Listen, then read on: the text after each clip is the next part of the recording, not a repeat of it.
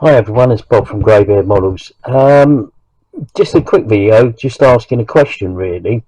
Um, yeah, I've been looking at the figures in this artillery set kit, and I've got a couple of questions. So let's have a look at the first one.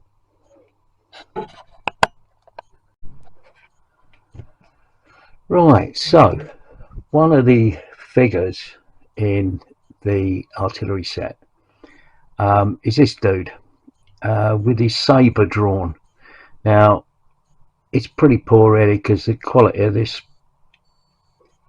blade isn't particularly too good, and I had to question, why would he have a saber? I mean, this is a question really for you guys out there who know more about the US Civil War than I do, and this guy is what I would call the driver. He would be sat on the lead horse, and I think well, I know in the artwork for the kit shows him on the left hand side, and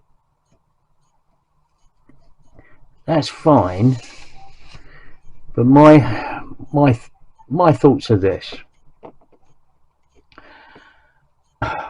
One, why would he have a saber?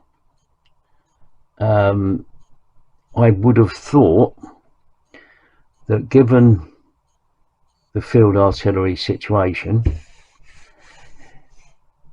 basically you gallop up, get to the point where you're supposed to set up your artillery, unhitch the cannon, probably unhitch the horses and move them away from the limber, and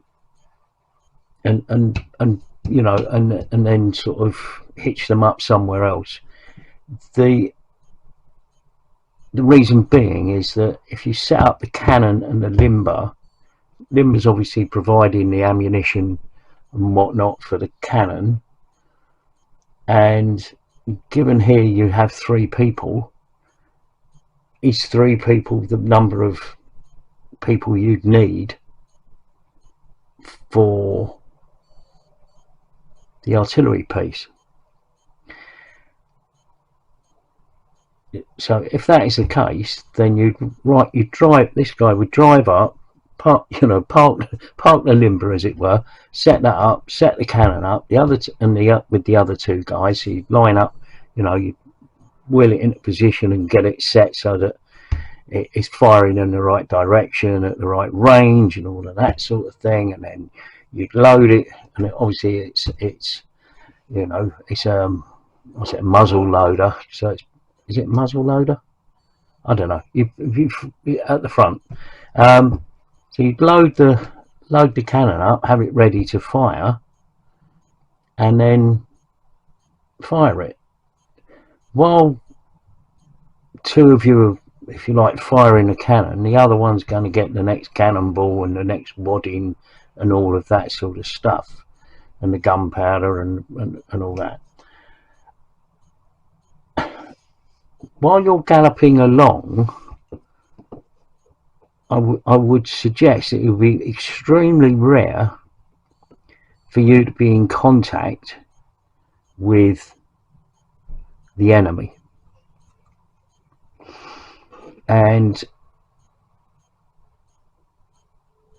it seems weird to me that this guy would potentially then, in this situation with the horses, all of that, he's got his sabre drawn. The only time you'd have his sabre drawn is if you actually came into contact with the enemy, and that would be almost like hand-to-hand combat. So you've got the 2 guys that are on the limber who appear to be unarmed, and he's the only guy that's armed. So if you down this guy, 1, they haven't got a driver, and 2, you've got 2 people there who are unarmed and probably you know, end up getting killed anyway. But it just seemed odd that he would have his sabre drawn. The other thing is, if his sabre's drawn and he's driving, he's on the left lead horse. The sabre's in his right hand. So to make it an effectual weapon, he'd have to twist in the saddle so that he's sort of drawing his sabre across onto the left hand side, across himself, and that just didn't make sense to me. As I say, there must be people out there that know this stuff. So I don't know. I'm going to set this figure aside for a moment while I get on with the other figures. I mean, it's a fairly nicely moulded figure, but obviously, like I say, the sabre doesn't look very good, and you know, it needs trimming. So I shall trim it all up and have a look at the other figures.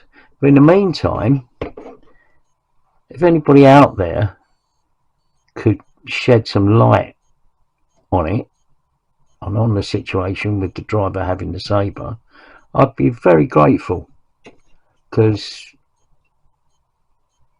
I just don't think it's, yeah, I'm not convinced. But if people could sort of explain to me, I'd be more than happy to sort of go with it.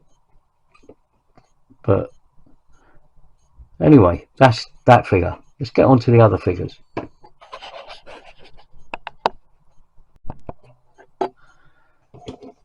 So the other two figures are on the limber, and I think there's a, don't know what that stain is. It might, oh, it's coming off anyway, but I'll wash these anyway before I go much further. Again, these are pretty well moulded. Bit of a lump there, looks like where it's been chomped off of the sprue when it's been manufactured. The same here. There's a bit of a mark there as well that needs to be filed. I mean, they need dressing up, but they're okay, and I quite like these. Like I say, there's like ejector pin marks there, and you know, quite substantial ones, and one there. But that'll dress out quite well. And I think these are pretty good. But again, these, my question would be, is they both seem to be wearing a canteen, which, okay, fine, get thirsty work. But they're not armed in any way. They're not even, you know, they're not even carrying a sidearm, which, I don't know. Again, if you could give me some advice, yeah, I'll appreciate that. Thank you very much.